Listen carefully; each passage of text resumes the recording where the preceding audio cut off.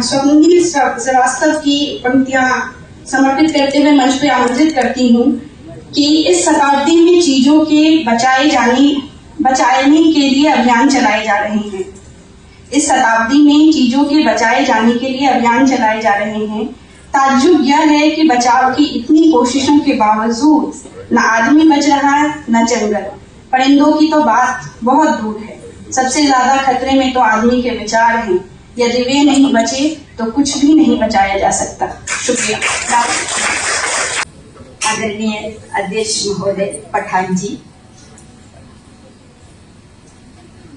सलीम जी, सभागार में उपस्थित विद्वान एवं विदुषियों और मेरे प्रिय छात्र छात्राओं, सबको मेरा नमन।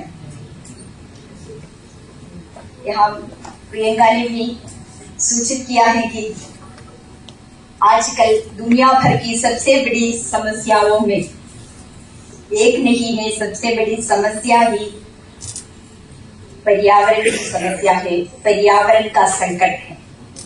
इसमें कोई संदेह नहीं है। हमारे जर्मन फिलोसोफर है गेटे,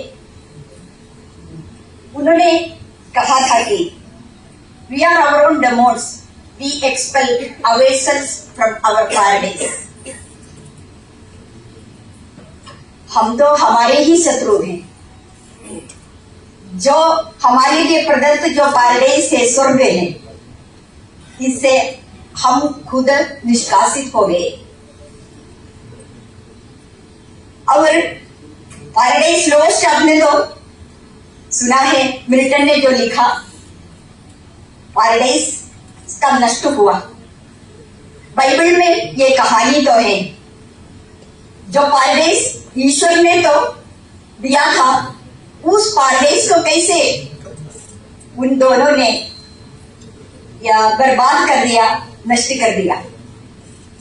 पैराडाइज लॉस्ट के बाद मिल्टन ने पैराडाइज रीगेन्ड लिखा, लेकिन इतना सक्सेसफुल नहीं हुआ था पैराडाइज रीगेन। मैंने इसलिए बताया था कि रीगेन करना मुश्किल है। नष्ट किए बिना हमें तो उससे बचाना चाहिए। हमें जो पैराडाइज मिला है, हमें जो स्वर्ग मिला है, या हमारा जो पर्यावरण, हमारी चारों ओर की जो प्रकृति, उस प्रकृति को सुरक्षित रखना ये हमारा कर्तव्य है। ये हमारे लिए ही नहीं है, आगामी पीढ़ी के लिए भी ये जरूरी है।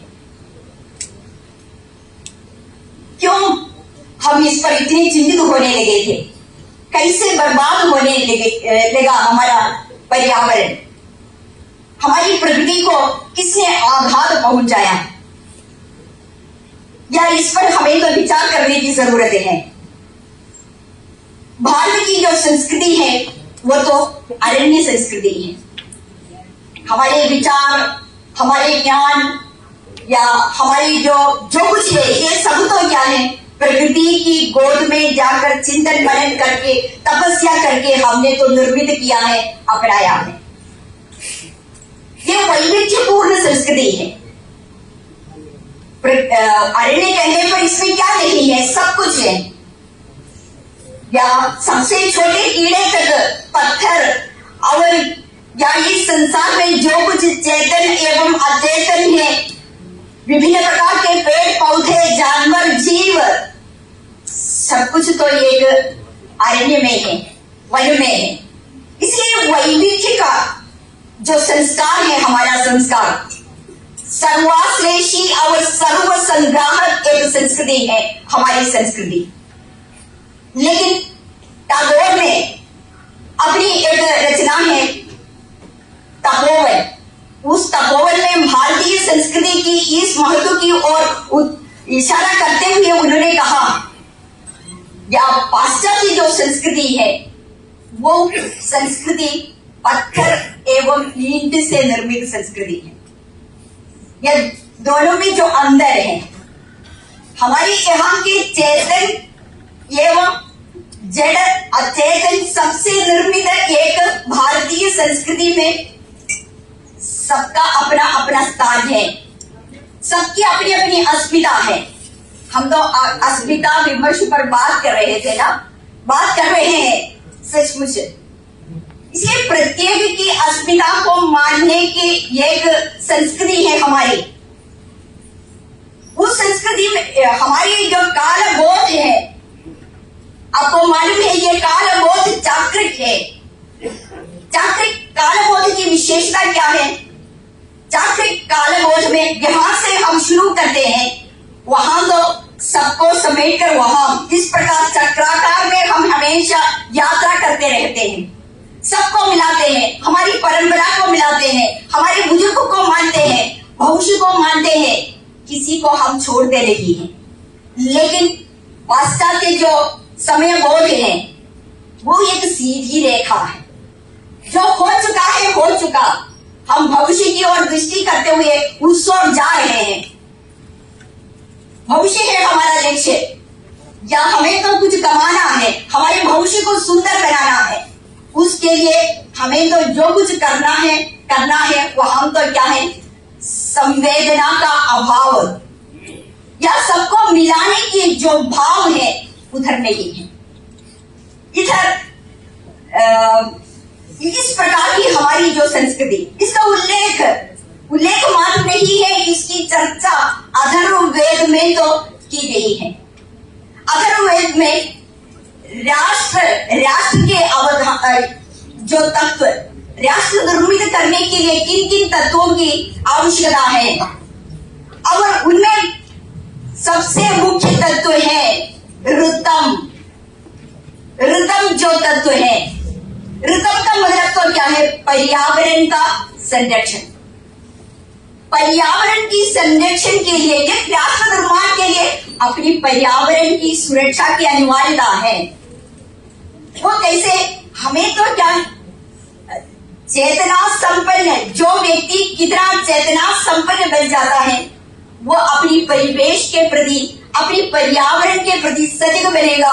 वहां द्वंद, प्रकृति और मनुष्य के बीच का द्वंद नष्ट हो जाता है। इसलिए विवेकी बनना या चेतना संपन्न बनना हमारे लिए तो अनिवार्य है। वो हमारे राष्ट्र को बनाने के लिए, हमारे पर्यावरण को बचाने के लिए इसकी जरूरत है। और कब प्रकृति और मनुष्य के बीच का ये द्वंद्व शुरू हुआ था? पहले हमारी एक साथ मिलकर हमारी संस्कृति, मनुष्य की संस्कृति प्रकृति से ही निर्मित है। इसलिए मैंने पहले ही ये ईश्वर संकेत किया था। तब ये तो द्वंद्व शुरू हुआ था। द्वंद्व औद्योगिकरण के साथ तो शुरू हुआ था। औद्योगिकरण, इंडस्ट्रियलाइजेशन, मनुष्य साइंस के सहारे से नए नए आविष्कारों की ओर तो उत्सुक होने लगे, और इसके साथ तो या विकास की योजना, कई प्रकार के विकास, मतलब हमें तो आगे की ओर बढ़ना है, हमें तो अर्थ को कमाना है, हमारे जीवन को विकसित करना है। इंडस्ट्रियलाइजेशन के मुख्य लक्ष्य तो पैसा कमाना, व्यापार को बढ़ाना। तब हमारा लालच या उपभोग की दृष्टि बढ़ गई है। प्रकृति और मनुष्य के बीच का वो संबंध, रिश्ता उपभोग और उपभोक्ता का तो बन गया है। जहां संबंध उपभोग और उपभोक्ता का बनता है वहां तो द्वंद्व शुरू होता है। हमारी संस्कृति का जो ताललय है, जो श्रुति है, उस ताललय के साथ जीने वाले हम लोग कितनी शांति के साथ, सुख समृद्धि के साथ जी रहे थे। उस समय हमारी लालच, हमें ये उपभोग का मन, जहां या एक व्यक्ति को हम तो एक व्यक्ति का मूल्य क्या है, चीजों का मूल्य क्या है, इसी मूल्य के आधार पर हमारे संबंधों को बनाने की कोशिश आज हम करते आ रहे हैं। आप मेरे लिए कितना उपयोगी है, मैं यही सोचती हूं। तो वहां तो कैसे हमारा तो सही मूल्यांकन संभव, मूल्य रिश्ता हो जाएगा। आज तो यही है, मुख्य मुद्दा तो यही है। लिए उपयोगी है तो आपके साथ में हूं। इसलिए इस संसार में, इस प्रकृति में, पर्यावरण में जितनी जीव जंतु है, जड़ और चेतन है, इसकी उपयोगिता की ओर ध्यान में देखते हुए हम इसके मूल्यों का निर्धारण तो करने लगे थे। या एक कीड़े को ये इसकी जरूरत नहीं है। मनुष्य कई प्रकार के जो, या हमने देखा दलित स्त्री है और तो क्या है, स्त्री प्रकार के जो उपेक्षित जो वर्ग है, वृद्ध है, अब इन सभी की ओर हम इसी दृष्टि से देख रहे हैं।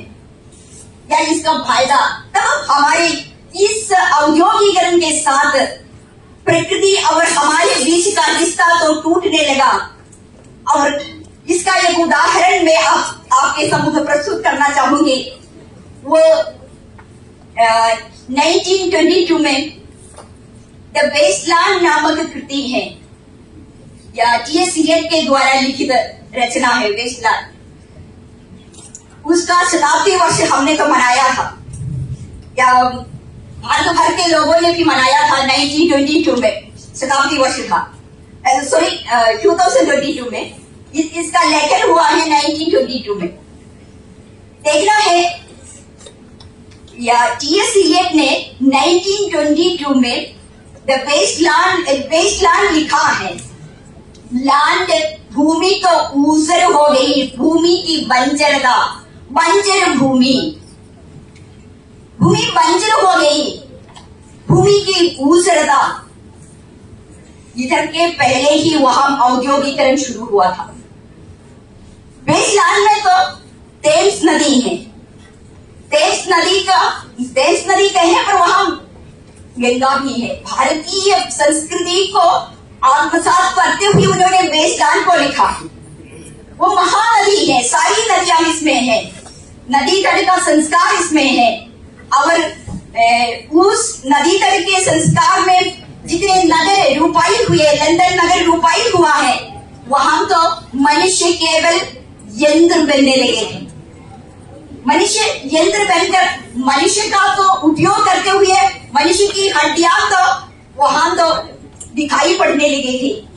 इस प्रकार जो नदी है उसकी जो दुरावस्था है, और उसी के बीच में भी जो जलने वाली जो जलता है, कारण इस उपभोग के माध्यम से तेज नदी टार तथा अन्य कई प्रकार के तेलों से तो क्या ये इतना तो प्रदूषित हो गई है कि उसके दोनों तरफ से तो जलन, मतलब तो क्या है, वो जलने लगी थी, मनुष्य जलने लगा था।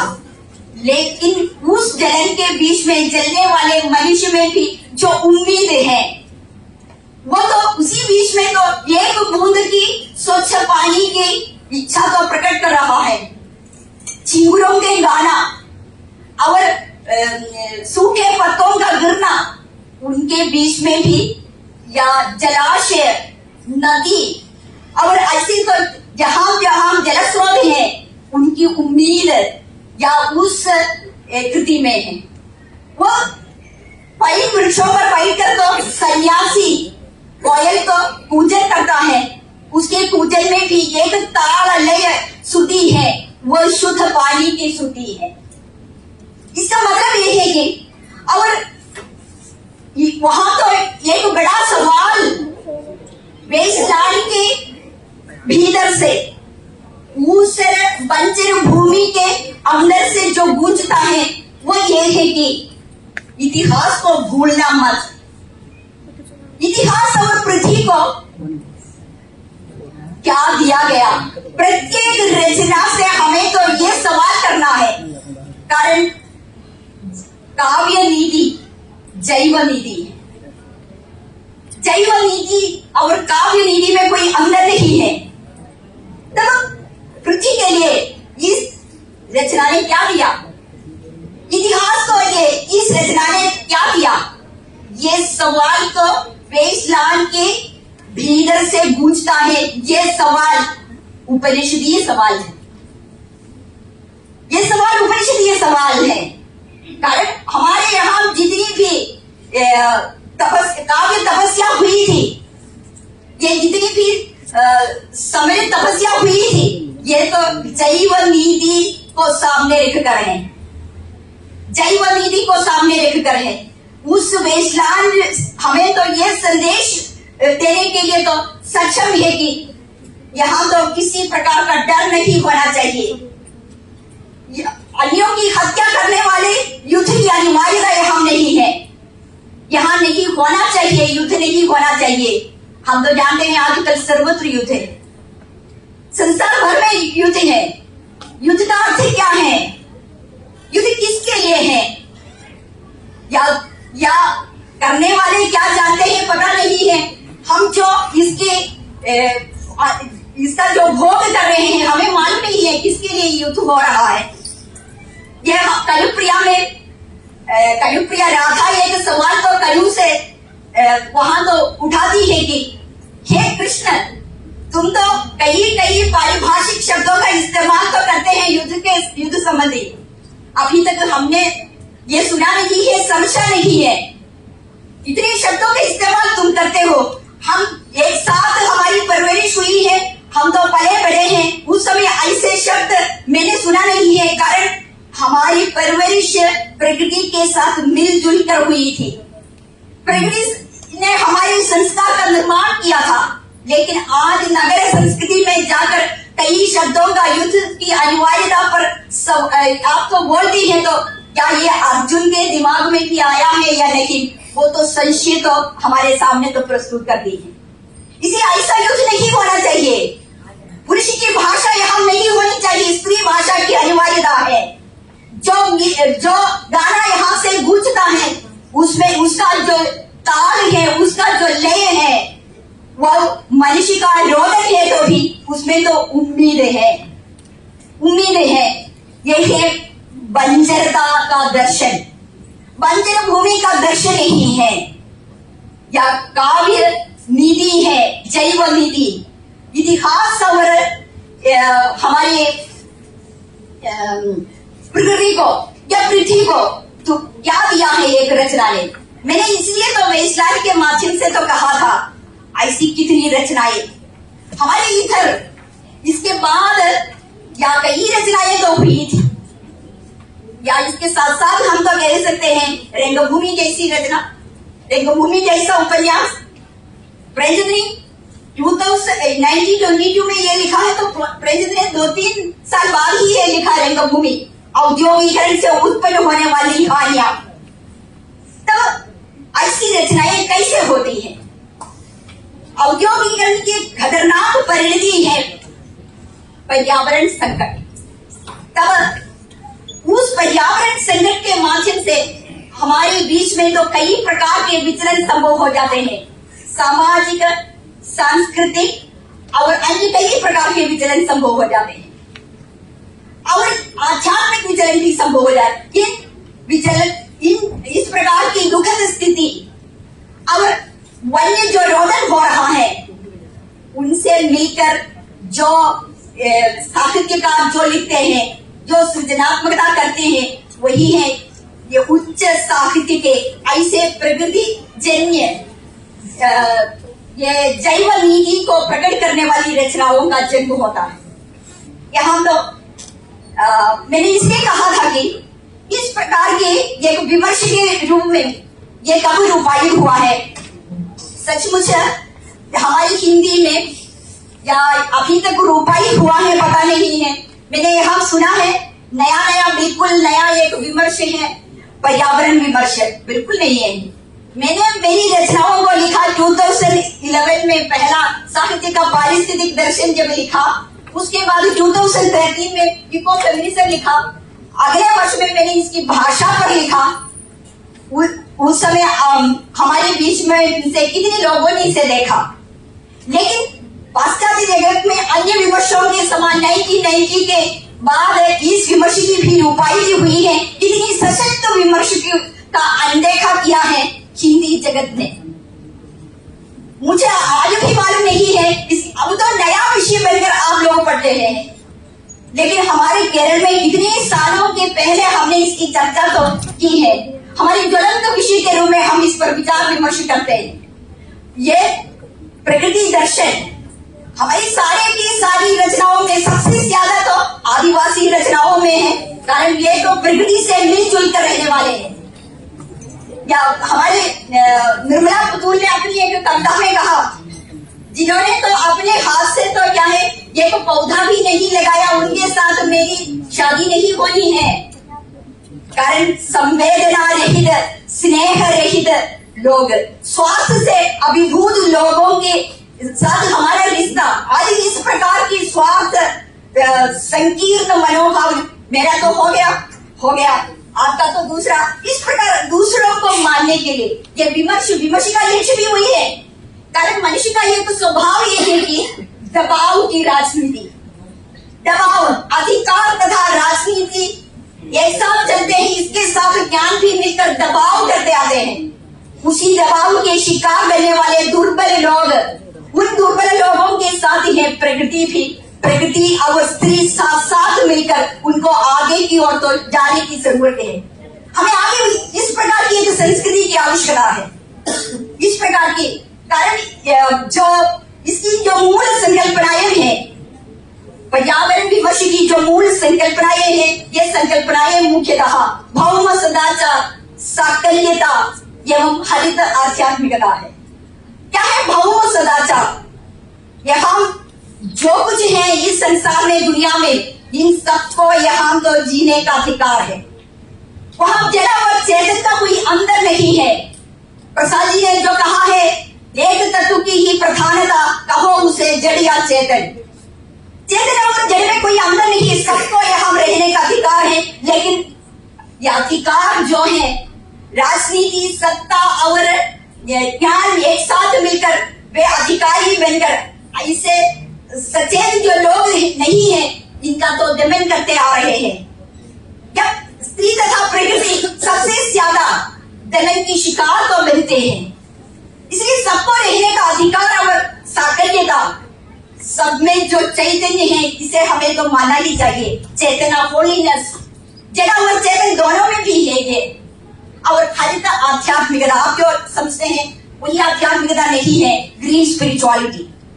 ग्रीन स्पिरिचुअलिटी किसी ईश्वर की आराधना नहीं है, या ग्रीन स्पिरिचुअलिटी यही है, यहाँ की सारी चीजों में जो चैतन्य है इसे मानना, इसका सम्मान करना, इसका आदर करना, तब तो क्या है हमारे बीच का जो द्वंद्व है वो तो नष्ट हो जाएगा। ये द्वंद्व है हम सबके बीच में, आपकी ईगो के कारण आपको मुझे नहीं स्वीकार करने के लिए आप तो तैयार नहीं हो जाएंगे, मैं तो दूसरों को, और ये द्वंद्व वो तो सचमुच तो एक प्रकार से तो या धन केंद्र भी है, अर्थ केंद्र, अर्थ को नहारा नहीं जा सकता। हमारा लालच, सुख, ये सब तो इनकी परिभाषा तो करनी चाहिए। लालच के कारण या पर्यावरण विमर्श में सबसे मुख्य एक शब्द है लालच, इसका प्रतिरोध करना। मतलब हरित भाषा जो है इन शब्द सुख, और इस प्रकार अन्यों को मानना, अन्यों के प्रति आदर सम्मान करना, सबको मानना, कारण प्रत्येक जीव की उपस्थिति की अनिवार्यता है। इधर कीड़े को साफ करने के लिए या खाने के लिए तो या गौरैया की जरूरत है, चिड़िया की जरूरत है। चिड़िया खेत को बर्बाद करती है, एक अगर चिड़िया को मारना सही नहीं है, इससे ज्यादा उपयोग तो कीड़ों को खाकर वो तो करती है। तब इनकी उपस्थिति, उनकी उपस्थिति, मनुष्यों की उपस्थिति, उससे जो समरसता उत्पन्न होती है, वो समरसता हमारे लिए आज अनिवार्य है। हमारे यहाँ द्वंद्वात्मक है, शांतिपूर्ण वातावरण नहीं है, युद्ध का माहौल है, कारण प्रत्येक के मूल्य, यहाँ मैंने जो गौरैया की बात तो उठाई है, उनका मूल्य हम तो आंकते नहीं है, समझते नहीं है, हमारे लिए वो कितना उपयोग करता है। एक पेड़ को हम काटते हैं, काट कर तो जब बाजार में पहुंचता है, बाजार में तो उसका मूल्य कहता है, मूल्य कितना है ये कहता है। जब वो लकड़ी मेष या ऐसी चीजें मिलती है तो और भी उसकी बढ़ती है, लेकिन वो पेड़ हमें जो छाया प्रदान कर दूसरी चिड़ियाओं को जो आवास व्यवस्था प्रदान करता है, इसका मूल्यांकन हमें तो करता है। ये तो या पर्यावरणीय अर्थशास्त्र का नवबोध हमें प्रदान करता है। मैंने समय के अभाव में तो क्या है, मैं तो यही कहती कहानी में मैंने कहा एक तत्व की प्रधानता कहो उसे मनु पहले समझता नहीं था, वो द्वंद्वात्मक था। या in mountain you feel free, ये सीट ने कहा है तो उस माउंटेन में मनु ने ये आनंद अनुभव नहीं किया, लेकिन अंत में मनु ने यही समझ लिया कि ये सब मेरे अवयव ही है, ये सब मेरे ही है, मेरे अवयव ही है। तब मनु ने आनंद अनुभव किया है। तब स्त्री और पर्यावरण, ये स्त्री में ये क्षमता, ये सचेत नारी को ये समझने की शक्ति है, प्रत्येक को मानने की शक्ति है, प्रत्येक को मूल्य। यहाँ तो सुबह हमने तो देखा या किन्नर शब्द के बदले में कई शब्द हमारे सामने आ गया, लेकिन मैं इसे ट्रांसलेटर ही कहूंगी। अन्य जो जितने शब्द हैं जरा भी हम तो ले सकते हैं, लेकिन अन्य द्विलिंगी उभयलिंगी कहने पर बाइसेक्सुअल है। लेकिन मैं आपने ये सवाल तो किया क्यों इन्हें भी मानना है, समलैंगिकता को भी हमें मानना चाहिए। ये विकृति नहीं है, ये प्रकृति में है। कामशास्त्र ये पूरी दुनिया में केवल भारत में ही काम संबंधी एक शास्त्रीय ग्रंथ की रचना हुई थी। तब देखना है हमने तो काम को कितना महत्व दिया गया है कि क्यों हमने तो ये सेक्स और जेंडर को दो मानने के लिए हमें तो तैयार होना चाहिए। सेक्स दो ही है, वो बायोलॉजिकल है, स्त्री और पुरुष। जेंडर तो क्या है, बदलता है अपनी काम वासना के अनुसार। जेंडर बदलता है, वो स्त्री नहीं है। इसलिए ऐसे लोगों को भी हमें मानना चाहिए। क्या जितने की उपेक्षित कर या अधिकार को जिनको दबा कर रखते हैं, इनको समझने की विवेक सचेतनता एक स्त्री को है। इसलिए प्रकृति को बचाना, प्रकृति को बचाने के साथ तो पुरुषों को भी बचाना चाहिए, कारण उन्होंने जिस संस्कृति का निर्माण किया है, जिससे जो अवमूल्यन हुआ है, जिसमें जो संकट आ गया है, ये दिखाने की शक्ति स्त्री में होनी चाहिए, ये सचेतनता स्त्री में होनी चाहिए। सबको मानना, इसलिए तो इको फेमिनिज्म जैसा जो पारिस्थितिक मतलब विचार है, उसमें तो क्या है, स्त्री की जो शक्ति, स्त्री को तो क्या है, पुरुष के बदले में अपने को प्रतिष्ठित करना नहीं है। इको फेमिनिज्म का लक्ष्य मानवीयता को प्रतिष्ठित करना है। मानवीयता को प्रतिष्ठित करने की शक्ति स्त्री में है, यदि स्त्री विवेकी है तो। कल तो फेमिनिज्म के संबंध में तो बात तो हो रही थी, लेकिन मेरा अस्तित्व क्या है, मेरी अस्मिता क्या है, मेरी ताकत क्या है, या मेरा लक्ष्य, जीवन का लक्ष्य क्या होना चाहिए। कारण स्त्री का सबसे बड़ा गुण है स्नेह करने का गुण, प्रेम करने का गुण। आज स्त्री तो इससे तो दूर दूर चली जाती है। इस गुण को बनाए रखना है। आपको तो क्या है, स्त्री ही बनना चाहिए, पुरुष नहीं बनना चाहिए। पुरुष की कमजोरी से, दुर्बलता से ये सारी समस्याएं उत्पन्न हुई है। इसलिए हमारे देश को, हमारे दुनिया को बचाने के लिए ऐसी स्त्री, सजग स्त्री की अनिवार्यता है। स्त्री या हिंदी साहित्य में प्रकृति और स्त्री मिलकर एक नई संस्कृति का निर्माण करना है, कारण उनमें सब समाहित है, सारा संसार समाहित है उस प्रकृति में, उस पर्यावरण में। किसी की उपेक्षा नहीं होनी चाहिए, किसी प्रकार की विचारधारा पर केंद्र नहीं होनी चाहिए। ये आजकल किसी भी विचारधारा का बोलबाला नहीं है, इस पर केंद्र नहीं है।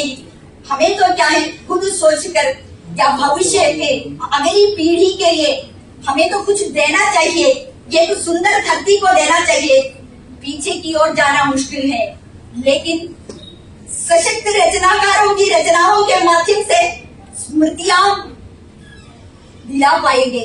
स्मृतियां जगाना या आदिवासी लोगों के संबंध में कहते समय वे विस्थापित हो अनेक समस्याएं हैं, इन सब की ओर इशारा करना मुश्किल है, लेकिन स्मृतियां दिला सकते हैं रचनाओं के माध्यम से। ऐसा है तो ये द्वंद्व उस समय नहीं था, उस द्वंद्व रहित शांतिपूर्ण कैसे संभव है। राधा का जो सवाल है, अब अनेक नई नई रचनाएं तो लिखी जा रही है, लेकिन जिक्र करने का समय नहीं है। आप लोगों ने मुझे बुलाया, बहुत खुशी के साथ या आदर के साथ मैं इसे स्वीकार करती हूँ। या मेरी पहली रचना 2011 में तो प्रकाशित हुई है। आज तो क्या है 14 साल तो बीत चुके हैं। अब तो क्या है इस पर डिस्कशन करने को मैंने तो जान लिया है, आपके सिलेबस में ये सब है। आप तो इसी पर, कारण आज भारत भर के विश्वविद्यालयों में इस पर पीएचडी का कार्य हो रहा है। इस पर तो क्या है चर्चाएं हो रही है। इसकी जानकारी मुझे मिल रही है, कारण सभी विश्वविद्यालयों से, अधिकांश विश्वविद्यालयों से मुझे फोन कॉल आता है, या हम तो ये करते हैं। ये पहला जो रिसर्च हमारी विश्वविद्यालय में हुआ, इसके बाद शांति निकेतन में हुआ था। तब उस व्यक्ति ने मुझसे तो क्या है मदद मांगी, तब मैंने जो इसका तो ये सिनोप्सिस बना कर दिया था। तब वहां जो एक्सपर्ट्स आ गए, उन लोगों ने पूछा ये कौन सा विषय है, ये कौन सा विषय है। लेकिन उन्होंने पीएचडी तो पूरी कर दी, अब तो अध्यापिका बन चुकी है। तब इस विषय के बारे में क्यों हिंदी प्रदेश अब भी चुप है, उनके लेखन में है, लेकिन उसे एक तो दार्शनिक उसका जो पक्ष है, उसकी जो जरूरत है और कैसे इसका मूल्यांकन हम करेंगे, इसके बारे में बहुत कम ही विचार हमारे सामने आ जाते हैं। सबको मेरा नमन।